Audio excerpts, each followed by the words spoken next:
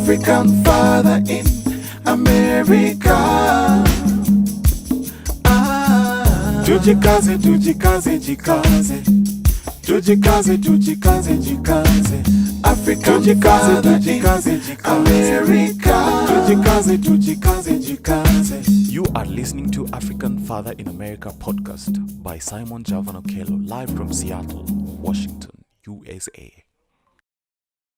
Yeah, greetings, beautiful people. My name is Simon Javan Okello, and I am here to present to you another episode of the African Father in America podcast. And today I'm extremely privileged to be with my sister, Michelle Ngome, who is originally from Cameroon, but now she lives in Houston, Texas. Michelle is a connection strategist, marketing expert, and a consultant. She is the founder of Line 25 Consulting, a marketing firm focused on content and social media marketing. Michelle understands what drives powerful connections and is committed to helping others raise their game through the delicate art of networking. She's also the author of Network, Navigate, and Nurture, the equation to strategic networking, a practical guide to networking success. Michelle is dedicated to creating and sharing opportunities with others. She founded the African American Marketing Association, creating a platform that empowers Black marketers all over the United States. My dear sister, please, let's start with when you are 8 to 12 years old, maybe sometime when you're still in Cameroon. Well, first of all, thanks for having me. Thanks for having me on your show. I appreciate it. So I was born here, but my parents are from Cameroon. Mm-hmm. So around that time, I remember it's like December 89-ish, somewhere around there. That was the first and only time I went to Cameroon, and it was definitely a life-changing experience. And I'm so appreciative for me to go at a young age because it's it shaped my whole perspective and having a lot of pride in my country. Right. How old were you when you were in Cameroon? I was young, somewhere between six and 8, maybe. I was still young. I was in elementary school. Nice. But I definitely love Cameroon. I've never been. I think that that trip, has shaped my whole life. That experience has shaped my whole life. Yeah. And if we fast forward to now with social media, I'm able to connect with my aunts and my uncles and their children through Facebook.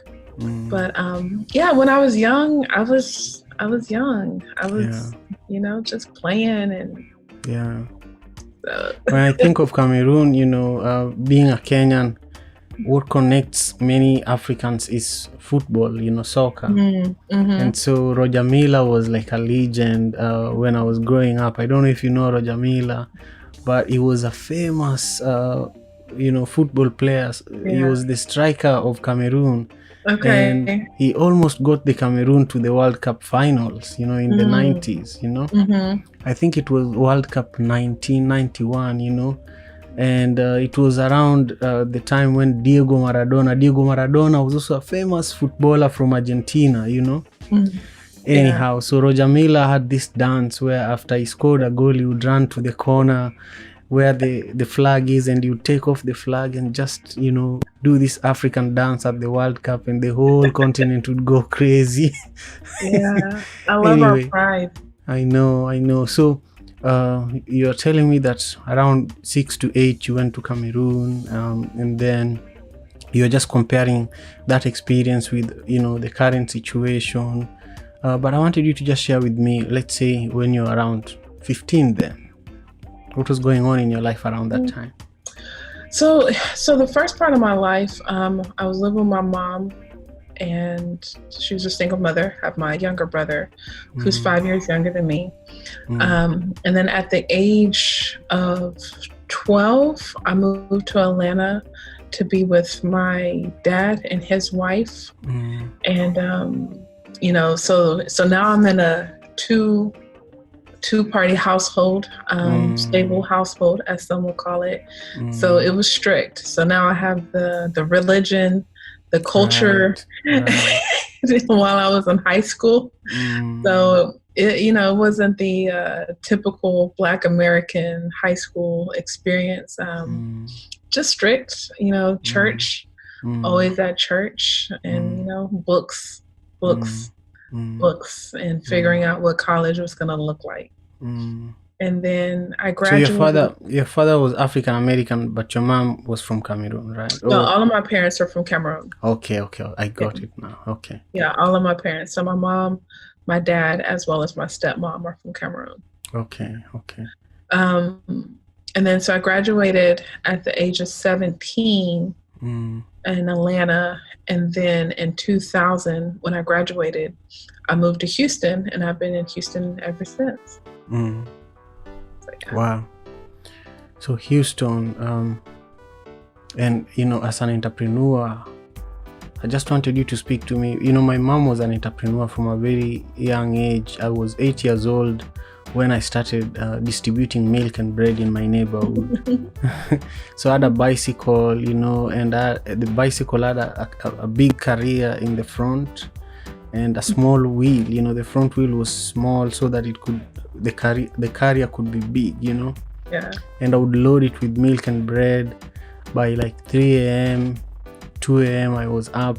I would, receive the consignment from the trucks that delivered them, and then I would hit the road, supply, then collect the money, and then go to school, Yeah. So now a lot of people say, oh, you're an entrepreneur, you get a lot of things done, but they don't know where it started from for me, They don't know where the discipline came from. So I just wanted you to speak to us about, where this whole entrepreneurial journey started from, and currently, some of the exciting projects you're doing. Just speak to that a little bit. The entrepreneurial spirit, I definitely think it comes from my parents. I remember being young when I was living with my mom, and she was working 2 jobs, going to school. And if she wasn't working 2 jobs, she had her 1 job. And I remember she would make egg rolls on the side. Like, she'll spend like Monday night making egg rolls and then selling them at work, or people would pick them up the next day. And, my dad, he was a taxi driver. Do you know how to make egg rolls, by the way? No. Okay, that's one thing you didn't pick from her, but let's keep going. No, but my dad, he was a taxi driver, and I think there, you see the independence, or what we can say independent contractor now, but you see the independence and the flexibility of owning your schedule, and you don't have the language for it when you're young. Right. Now that I'm adult, I was like, yeah, it's always been there. And just that independent spirit, that resilience, that free spirit. And yeah, I definitely think, I get that from my parents. And over the years, I've worked in corporate America and, of course, college and things outside of college, just overall professional development to kind of help me mold those innate skills that's going to allow me to be, a better leader, a better businesswoman. But yeah, I think that spirit has to be there, and then it has to be molded. You just can't. I think there's a lot of things we can figure out, and of course, experience is the best teacher, but you still have to put in work. Right. A lot of people, when they hear the word networking or connecting, they get scared because a lot of people are not outgoing, and it's hard to go out there and just strike a conversation, even prior to coronavirus. But you're the author of Network, Navigate and Nurture, the equation to strategic networking, a practical guide to networking success. Speak to us about this one particularly, and how you started it and its impact currently and where you're going with it. It's an actual book, right? Yes, it is a book. Thank you. Where can people find it, first of all? Let's get that. Yeah, it's available on Amazon. You can type my name or type the book Network Navigator Nurture. It'll be there. And in 2013, I was going through a transition.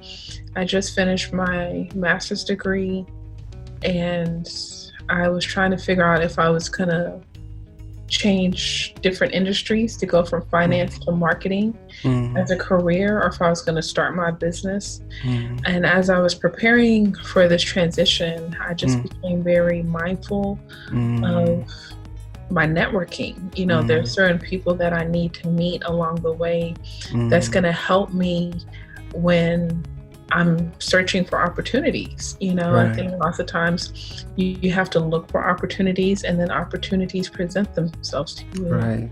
They never come to you. Yeah, and I believe if you're good at what you do, you will always be afforded opportunities. You know, you're never going to come short.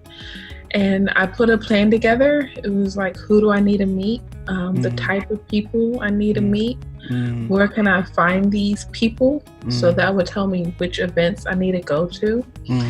And before I knew it, I just grew my network, and from network it turned into friendships. And at the time, I wasn't aware of what I was doing, but people would ask me like, Michelle, how do you know so many people? Or how do you network? Or how do you use LinkedIn? You know, how do you start a conversation, close a conversation, business cards? And I pretty much took all of those questions in my head, and that's how I wrote the book. Wow. And I'm grateful to God because the thing is, I don't tell this a lot, but I wrote that book about 6 months into my entrepreneurial journey. And at that time, I lost everything. I lost all of my money. I lost my apartment. I didn't have nothing. And I wasn't I always knew the book was in the back of my mind. I just didn't know when, because, you know, we're busy and we think we have time. Right. You know, when I lost my apartment, I was like, man, I got to get this book out of me. And as soon as I started that process of writing the book, everything changed. Like I got 2 jobs. So with those jobs, it helped me fund the publishing of the book. And then, and then the book, you know, it started getting me speaking gigs. Eventually I started the podcast. So it was a pivotal point in my life. Man, you know, I needed to have worn a suit or something. I didn't know I was going to be talking to an author. No, I'm in my t-shirt and pajamas. We're okay. Okay, that's good. Now, let's talk about your podcast. You know, your story is just so powerful. You know, just picking yourself up from a place where, you know, you could have just stayed in that, place of defeat. You know, you had lost your apartment. You had lost, you had lost all your money. Because of starting a new business, you know. I wanted you to just talk to me about, what you learned through this process and how you came out. You came out of it through the process of writing the book. But what is it that is the biggest lesson that you learned? Once you speak to us about that, I want you to just talk to me about your podcast too. The biggest lesson that I learned, I think, believing in yourself. I don't think it's mentioned enough. I think like when we're children, we hear it, what do you want to be when you grow up, and dream big. But I think kind of when you get into that high school, college age, we lose sight of it. Adults, our parents don't reiterate that compared to before. Right. And you really have to believe in yourself. Because when you believe in yourself, you take action, and then other people notice, then they believe in you, and then they support you. And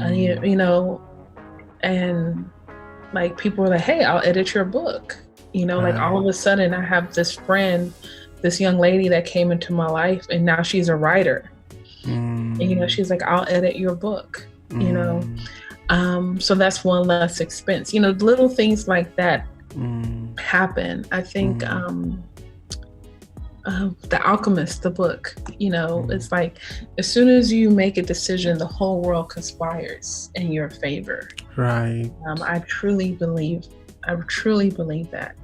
I remember I was at a restaurant, Cafe Express, one day working on my book, and this beautiful married couple came and sat down next to me, and they were like, "What are you doing?" I was like, "I'm working on my book." And then, you know, we had a conversation, and they kept eating.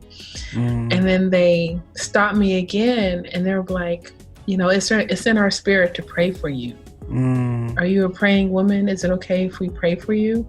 Absolutely. You know? Yeah.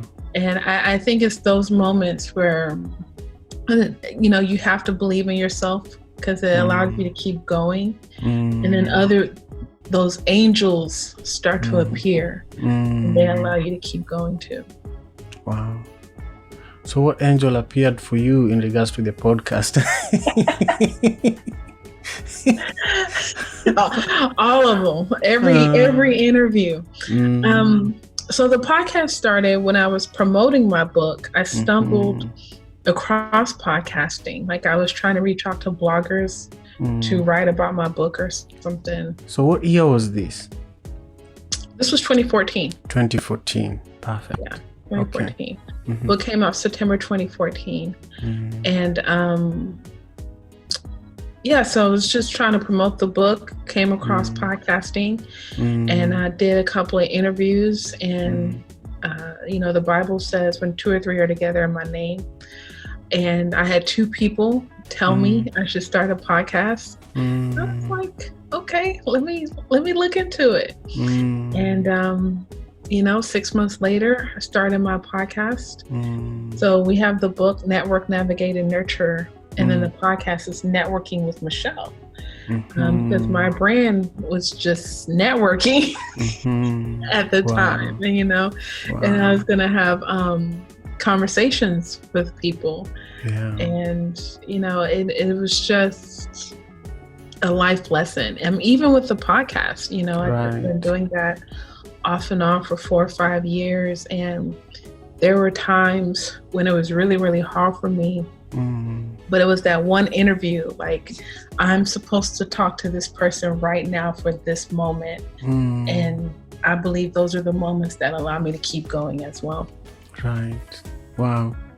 I just want you to know that I'm grateful that you created the time for us to talk, you know? Yeah, of course. Yeah, it's really great. It's really great. You know, both of us were born as a result of a father being involved, and I'm a father of 3 girls, you know. I'm an African father, and when I came to America, I just knew that I was an African. But the moment I got here, especially the last 3 years, I've learned that I'm a black father. I'm not just an African father here. And you know, I wanted you to tell me what a father figure means to you.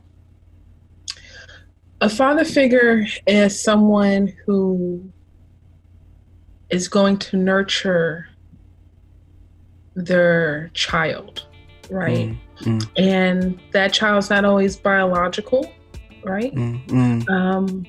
You know, but they're going to nurture their child, and they're going to take full responsibility of that child and making sure that, excuse me, this individual is, you know, another responsible adult. Then, you know, when you walk anywhere in America, or when you listen to the news, even the recent killings of Ahmaud Arbery or even George Floyd, when you hear some of the news anchors talk about why there is a lot of violence in the black community, they say black fathers are absent. A lot of people also say black fathers are angry, black fathers are irresponsible. But I don't see myself as an irresponsible person. And I also have so many other friends that are very responsible individuals and fathers, you know. So one of the reasons why I started the African Father in America podcast is is that the suicide rate in the Kenyan community here in the US was really going up. In fact, last week there were 2 Kenyans that, committed suicide. And this week I already had there are 2 again, and that's just Kenyans. What about other Africans? What about African Americans, So if you think about that, it's alarming. And, it got me thinking, especially when people started reaching out to me that, hey, how are you doing it? How have you managed to be with your wife for 11 years? And then a friend of mine committed suicide, in Vancouver, which is, just across the border from Seattle, in Canada. And, it made me so afraid because, life is very hard, but this perception is also, what somebody thinks that you are is, if you believe it, you become that. So I wanted you to speak to me about what is it that you've had as the perception of Black fathers, and how can we change this narrative? This is such an important topic, I think, and there's so many ways to look at this, because, we are African, and sometimes we get torn because we're on American soil, but we have family back home and we're trying to send money back home to take care of different needs. But one thing you said, obviously, since you've been here, you're a Black man, right? Right. And one thing I talk about a lot is, unfortunately, when we navigate these white spaces, whether it's police, it's our job, they see Black skin, Right. Before they even get your name or hear your story, they just see Black skin. Right. And therefore, the weight of the negative stereotypes are upon us and upon you as a Black man. Right. And there's a lot of good Black men and Black fathers. I think I'm surrounded by several of them. And I think the Black man and Black father, they have to be more vocal.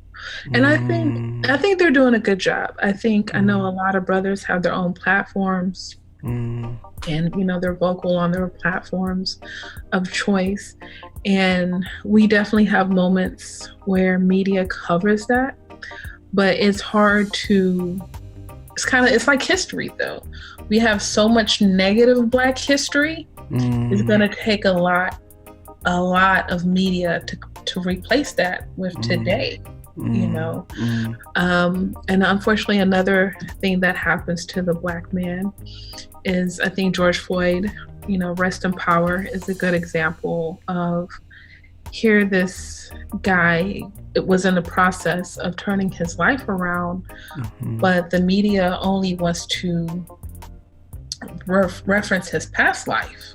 Right. I remember that. Yeah. And I'm like, this man went to the convenience store wanting to purchase something. Unfortunately, he had, fake money, and he didn't know. And I think if he was guilty, he probably would have left the scene, and he didn't, And the store owner even said, like, usually people are not arrested if they have counterfeit money. So this whole thing went crazy. But I say to say, he wasn't even in the middle of committing a crime. Right. And people wanted, like, he's a criminal. But he wasn't committing a crime at that moment. And it's the same for Breonna Taylor. Like, she was at home in bed. Yeah. She's, regardless of what her profession is, she was at home asleep. And it's sad. Those are some of the things that continue to oppress us. It's the physical, it's the mental, and it's the emotional. But I think the most important thing we can do as the Black community, and of course Black men may need to do a better job of this, is creating community. right, is really creating community, and hopefully within your community you're able to fully express yourself, share your concerns, show some vulnerability, and the last thing I'll say on that is, it's okay to seek help. It's okay to seek a therapist. And I know that can be taboo as an African, as a Black person, but that outside perspective can it'll allow you to learn a lot. But I think more importantly, it enhances your self-awareness and allows you to communicate better to your wife, to your children, to your co-workers, and pretty much everyone that you interact with. Thank you. Well said.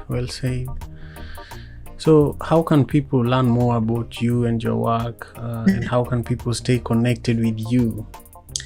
Yes, please stay connected. I'm so grateful for this moment because I am evolving as a person. I love talking about these topics.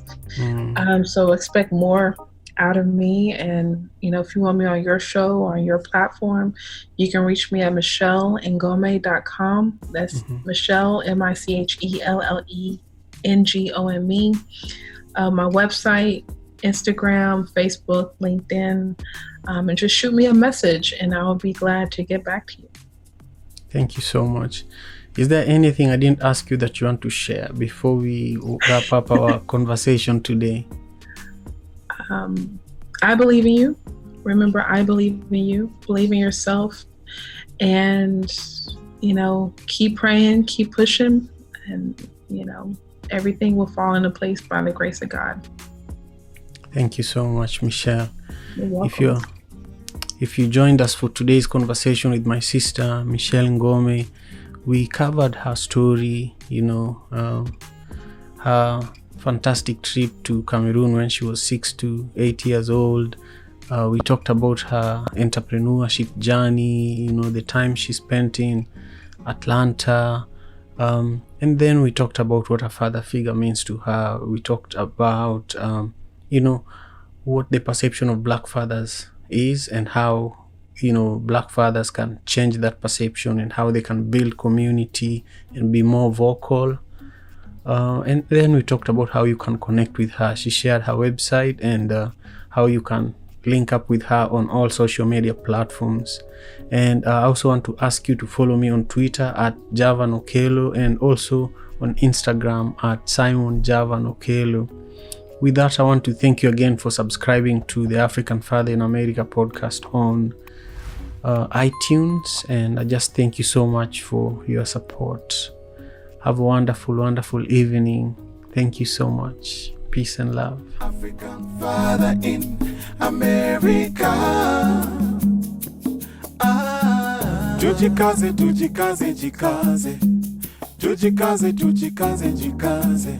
African Father in